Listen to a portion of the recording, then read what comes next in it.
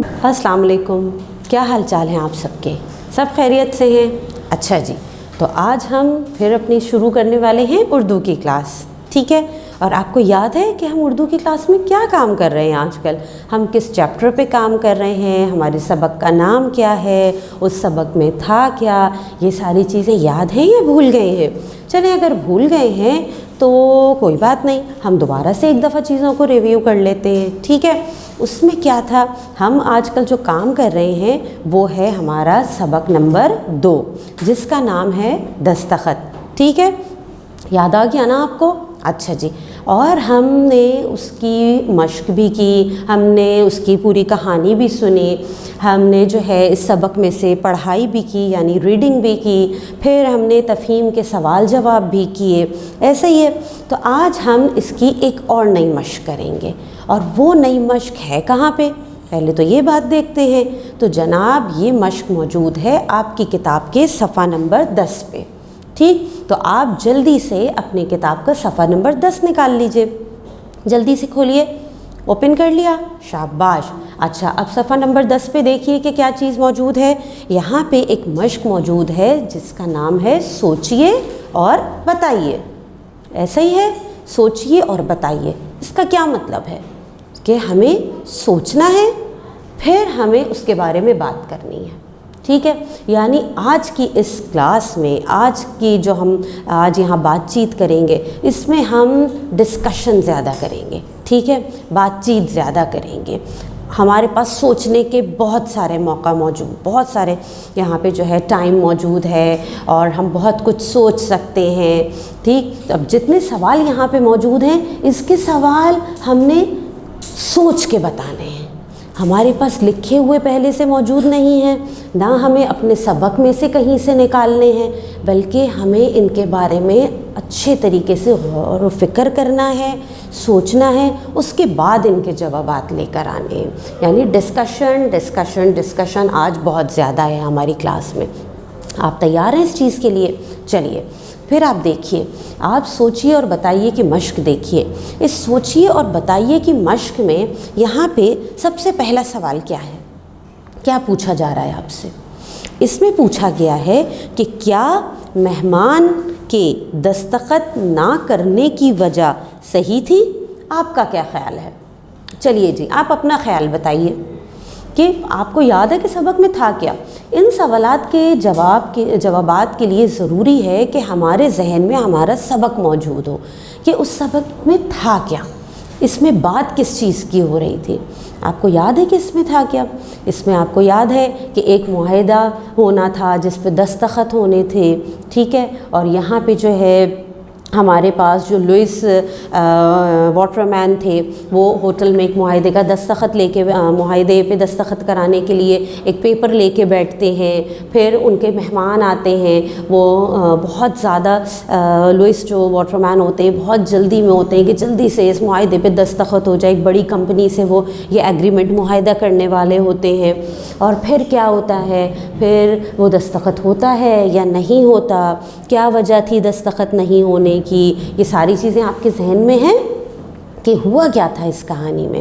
اب آپ یہ بتائیے کہ مہمان کے دستخط نہ کرنے کی وجہ صحیح تھی یا غلط؟ آپ کو یاد ہے اس کہانی میں یہ تھا کہ مہمان نے اس بات کی طرف اشارہ کیا تھا کہ میں نے جب بھی کوئی معاہدہ کیا ہے یا میں جب بھی زندگی میں کوئی کام کرتا ہوں تو اللہ تعالیٰ کی طرف سے اس کام کو کرنے یا نہ کرنے کا مجھے غیبی اشارہ مل جاتا ہے نا؟ یہ اس جو مہمان تھا اس کا یقین تھا۔ اب یہاں پہ اس نے معاہدے پہ دستخط نہیں کیے، تو کیا اس کی وجہ ٹھیک تھی؟ اگر ٹھیک تھی تو کیوں؟ سوچئے ذرا۔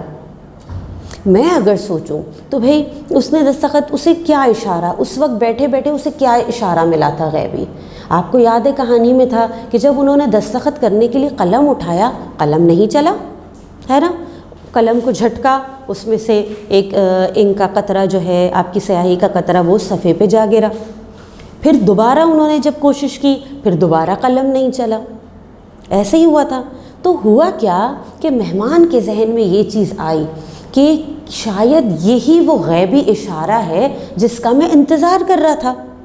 ایسے ہی تھا نا، اب جب اس کو سمجھ میں یہ بات آ گئی کہ ہاں یہاں پہ رکاوٹ موجود ہے، یہ اللہ تعالیٰ مجھے کوئی اشارہ دے رہا ہے کہ مجھے یہ کام کرنا چاہیے یا نہیں کرنا چاہیے، تو فوراً اس کے ذہن میں یہ چیز آئی اور اس نے پھر اس معاہدے پہ دستخط نہیں کیے، کیونکہ اس کا یقین تھا، مہمان اس چیز پہ یقین رکھتا تھا کہ اللہ تعالیٰ کام کے کرنے یا نہ کرنے کا مجھے اشارہ ضرور دیتا ہے۔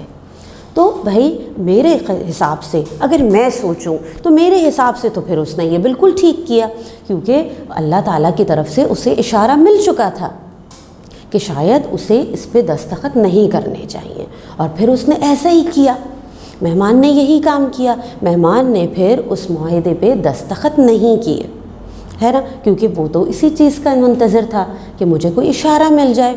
تو اگر ہمارا ذہن ایک کام ہم کرنے والے ہوں، کسی کام کی طرف بڑھ رہے ہوں، کوئی کام شروع کرنے والے ہوں، اور ہمیں لگے کہ اس میں اللہ تعالیٰ کی طرف سے مجھے کچھ ہدایت، کچھ اشارہ مل رہا ہے کہ مجھے یہ کام نہیں کرنا چاہیے، میں اندر سے مطمئن نہیں ہوں اس کام کے لیے، تو مجھے پیچھے ہٹ جانا چاہیے، ایسا ہونا چاہیے نا۔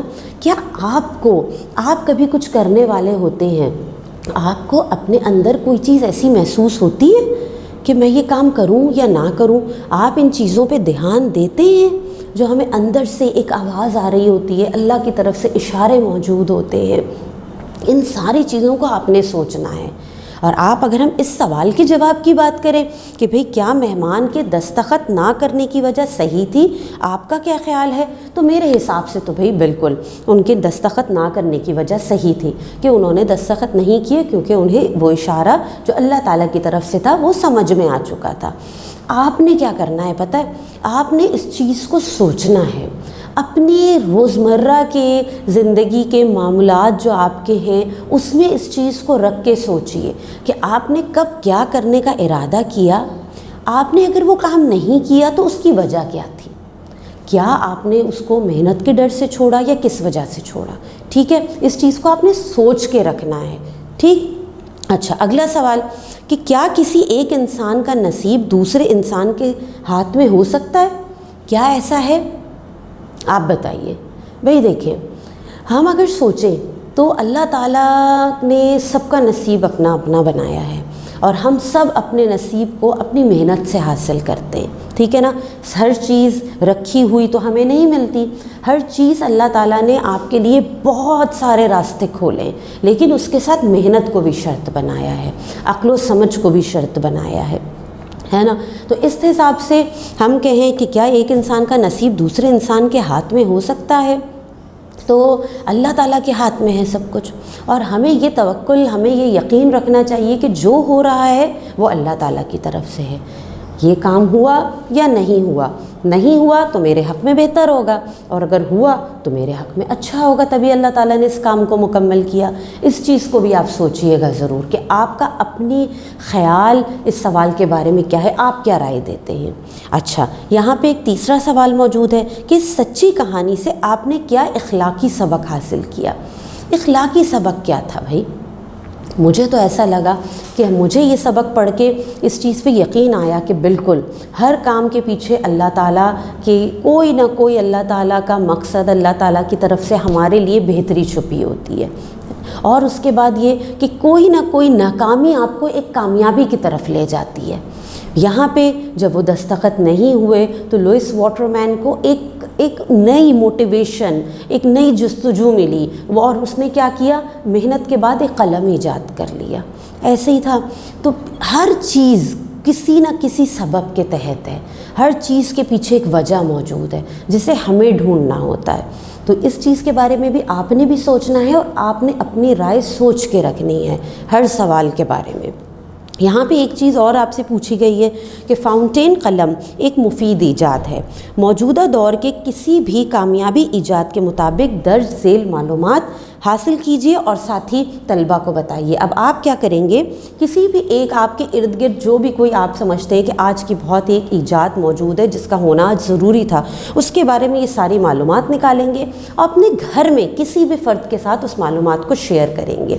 ٹھیک ہے، اس میں کیا ہے؟ اس ایجاد کا نام کیا ہے، उसे ईजाद किसने किया, यानी इन्वेंट किसने किया, मस्जिद का नाम क्या है, वो कब ईजाद हुई और वो क्यों मुफीद है। एक एग्ज़ाम्पल आपको दूं, अगर आप टेलीविज़न लेते हैं तो ये सारी चीज़ें, ये सारी मालूमात उस टेलीविज़न के बारे में आप निकालेंगे।